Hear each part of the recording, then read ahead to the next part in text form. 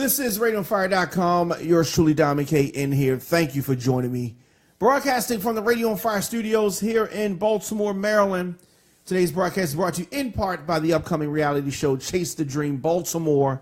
Visit Facebook.com/Chase the Dream now for more details on that. Also, the 2017 Baltimore Music Awards nominations now underway for this 7th annual red carpet event. Now, nominations are being accepted until October the 9th. So this is your opportunity to become involved. All Baltimore DJs, artists, radio shows, radio stations are all eligible to be nominated. Visit BaltimoreMusicAwards.com. You click vote to see that nomination form and fill in your choices in all of these categories. As I said, do that before October the 9th.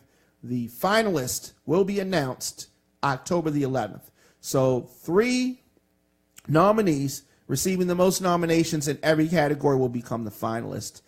So get going with that. Let your voice be heard. So I'm going to say legendary. Legendary Rough Riders rapper DMX. Very troubled over the years. There's been a lot of issues with DMX. I like DMX, but he's so troubled, and people make excuses for him because of drug use and some bad decisions that he's made in regards to his family and all that stuff. But he turned himself in to police yesterday, and he's facing some very, very serious charges. You know, it's 2 agencies that you don't want to mess with in this country.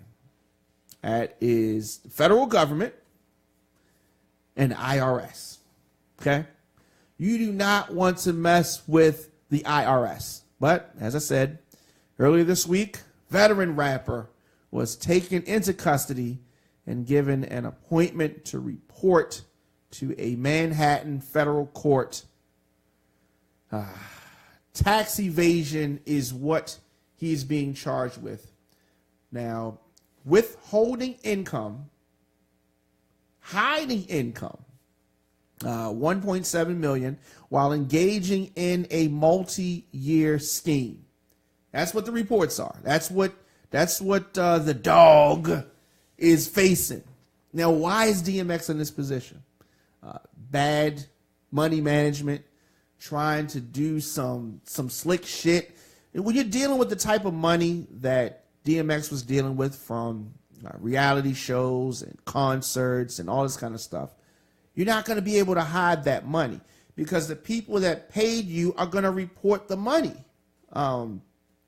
So acting U.S. attorney states that between the years 2002 and 2005, DMX allegedly went out of his way to evade taxes, including avoiding personal bank accounts, setting up accounts in other people's names, and paying personal expenses largely in cash. Now, according to the U.S. attorney, the Yonkers rapper went so far as to have checks reissued without tax being withheld. So you wanted that straight check. Don't take no taxes on my shit. That's how he was rolling. And, of course, this has caught back up with him. The attorney cites one particular instance that occurred during the taping of Celebrity Couples Therapy. We all remember that. He was on there with his now ex-wife. He refused to go through the production, and there was a lot of shit going on with that, if you remember, until the amendment was made to his payment.